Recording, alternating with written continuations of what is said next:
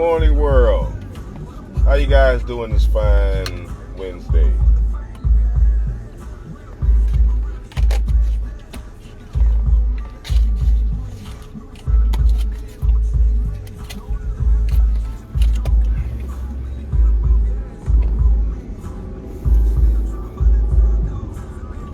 Still doing that, dog.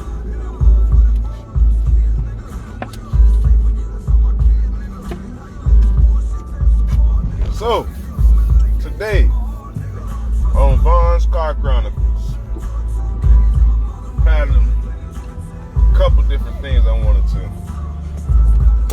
talk about, but I want to settle back in on one.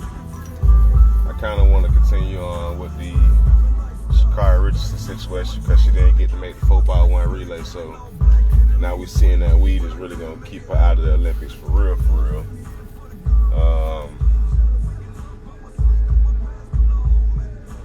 I also wanted to talk about visions and dreams. But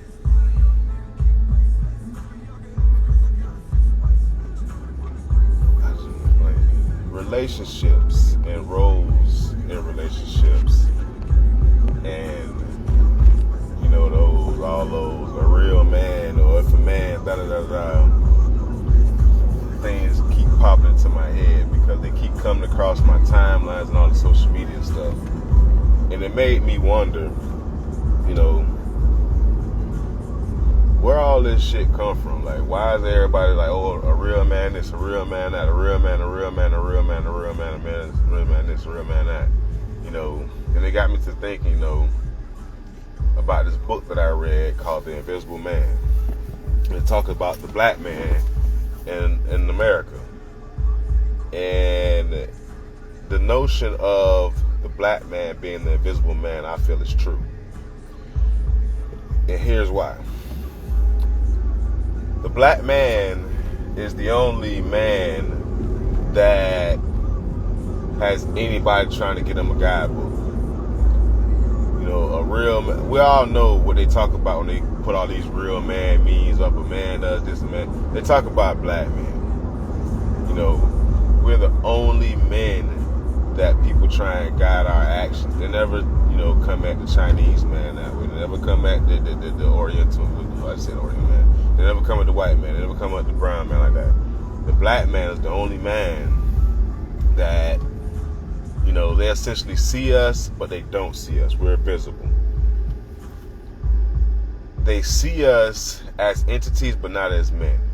They see us as tools, but not as men. They see us as sources of financial funding. In other words, ATMs, but they don't see us as men. They see us as crazed, oversexed animals. But they do not see the black man. And it's crazy. And here's a funny thing. As you guys can see, I'm fully in a suit. And I'm in a suit quite often throughout the week and even on the weekend, depending on what I'm doing. I repeatedly, at least, every time I put a suit on and go out in public, there are a number of individuals that, they take note. Some of them are truly complimenting me on, hey, I like the way you're looking in your suit. Hey, your suit looks good. I even have some people come up to me, hey, what kind of material? What type of suit is that? Hey, I like this. Generally complimenting me on the suit. But then I have, it never fails, at least one individual that's just staring. They're staring. And, occasionally I engage. I'm like, hey, what's going on? How you doing? And, they'll snap out of it. And then, through the interaction, it comes about, it's like, hey, I'm not used to seeing a black man in a suit. And it's also part of the reason why I wear a suit like I do, because I have this idea of being the change that you want to see. And I also want our young black men to understand that you can wear a suit and be flying a suit outside of the courthouse and in church. You know, church and the courthouse is not the only place that black men wear suits at. But that's why I wear suits as well to, you know, show my students. I work with some of the lower, what do my colleagues call them? The fringes of society. I work with individuals that are on the fringes of society. I used to say on the low end of the economic totem pole, but fringes of society sounds a lot better. So planting that seed in them is very, very, very, very important to me. But to circle back to my point, the black man is not seen in America. They see us, but they don't see us. We're invisible. That's why when people see me in my suits, they kind of stare and kind of in disbelief. It's like, wow, there's this big, tall black man with dreads, looks like he's menacing, look mean, but he's got a suit on. And it kind of, it makes them readjust their previous notions of black men and what black men are capable of and how black men carry themselves in this world. Because they're looking at me and they're seeing me in the suit, they're seeing me carrying myself a certain way. But because overall black men are generally invisible as men to the public and to society, you know, it shocks them. It's like they don't know how to take it. Because even on the fringes where we are recognized as men, we're always recognized for the negative shit. You know, they want to call us oversexed. They want to call us egotistical. They want to call us mean. They want to call us domineering. They want to call us aggressive. They want to call us all the things that are, you know, just negative about society and negative about everything we do. The black man used to be a powerful figure. But through slavery and segregation, the feminist movement, through a lot of, and some bullshit of their own, I mean, let me not exclude that. You know, the black man is, you know, that went from being high up on the totem pole, a nice, good, strong status figure symbol, to not even being recognized. And it's crazy. And another example I'll give you of how we're not recognizing that when we are recognized, it kind of blows people's mind. You know, how many black men do you know in high-ranking business positions? You know, I worked at a high level for the state of Florida for a long time in the government, in the Department of Revenue. And I can tell you right now, well, first of all, I was the only black male administrator in the whole South Florida within the Department of Revenue for maybe about 2 years before another guy in my office was hired. And then, you know, this is my crowning achievement because I, you know, never cut my hair, I got dressed. Because of the work I did, a young man in West Palm Beach that had dreads was given a shot. Directly because they seen the work that I did in South Florida. And it's like, well, you know, Power has dreads. Power does a bang out job. You know, he has a record. Let's get this guy a shot. Power does it, you know, he might can do it too. You know, and that's how that story went. Like, and I'm not feeling myself. That's what was told to me by somebody on the hiring panel for that young man. That someone else, you know, a person I don't even really know, like, hey, I got power and a lot of let's give him a shot. So there was a total of 3 before I left the state in South Florida. But going above that, going to like director and you know, that type of level of the Department of Revenue, at that table, before I left, it was only one black male there. You know, are they not qualified? It's hard to say that because there's a lot of very, very, very, very smart, well-qualified black men out in this world. They just get relegated to certain positions. Or I've seen this, and I've also been guilty of this as a administrator for the state of Florida. You know, sometimes your administrators or your bosses, they'll make you very comfortable in the position to keep you there because they don't want you to move. They don't want to have to deal with replace somebody. They don't want to have to try and get somebody else to fill that position. So they'll make you comfortable in the position to make sure that they don't have to refill that position. They're getting quality work out of that position. So sometimes our black males are being relegated to these types of positions, black positions, and given such cushiness that they kind of like, hey, I'll sit here. That's why it's very important to me personally to put myself in uncomfortable positions and push the boundaries, because I know success and really freedom is found once footstep outside of your comfort zone. So when you're continuously putting pressure on yourself to strive for greatness, you don't have to worry about somebody trying to put you in a category and trying to keep you over here relegated and all that, because pressure is going to, produce diamonds. It's simple. But circle back to the point, the black man, the invisible black man. It also is quite depressing because when you go through life and you're not recognized, the fuck?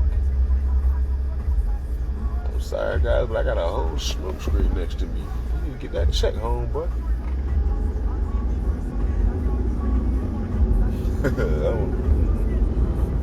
But yeah, the invisible black man. Black men are seen but not seen in this world. We're not visible. And whenever a black man does become trying to, become visible or separate himself or put himself on the pedestal or, try and prove his worth, it's always challenged. It's always put a negative connotation. One of the things that Barack Obama had to delicately navigate throughout his entire presidency, Barack Obama had to navigate being labeled as an angry black man. Now, think about that. Barack Obama, President of the United States, had to watch how he responded to things, tiptoed around things, acted, talked, because he had to be mindful of not gaining the title or being labeled as an angry black man. I don't know about y'all, but I know a lot of peaceful black men. Additionally, I know a lot of white guys that go off the deep end like that, off very little. But you never hear white men saying they have to dodge or navigate or be careful of being labeled as an angry white man or angry Arab man or angry Chico man. But the angry black man is a thing because it's used as a label to bring down any man that's trying to prove his worth, trying to push himself up, trying to separate himself. And I said it before on another Chronicle, some of the things that they will champion a woman for, being fierce, direct, open, communicating unapologetically. Some of the things that they will, like I said, some of the things that they will big up and pump women up for, put women on pedestals for, they will also use to tear down the black man. He's direct. That's being combative. He's very, they'll say combative, or he's difficult. When you're set, you're firm, or he's being stubborn. Oh man, he's just not. He's not what we're looking for. It's not the look. Well, what is the look? What is the look? Like I said, outspokenness. He's just, he just says what he wants. So understand, I wasn't just talking crazy. I've lived this shit. The same things that, like I said, they'll pump up some of these women for, they'll tear down a black man for. Oh man, being direct? Oh, Jesus Christ. They will champion a direct woman. Oh, she really knows what she wants. Oh man, I love it. A direct black man strikes fear into a lot of people's eyes and hearts. They're gonna call you difficult. He doesn't want to negotiate. He doesn't leave in the room for negotiation. I don't know. that has a lot to do with slavery and how we were viewed back then, you know. And like I said, anytime a black man tries to change that, you know, all those labels come out. And I know that because I've been hit with all those labels. You know, combative, difficult to work with. You know, I even had a white guy in the state of Florida file a a complaint on me saying I was being racist towards him because I was a, you know, big black guy from Lauderhill. He was a little white guy from the Midwest, you know. Oh, this motherfucker don't hit my car. I'm sorry, I didn't mean to cuss like that, guys. But the invisible black man.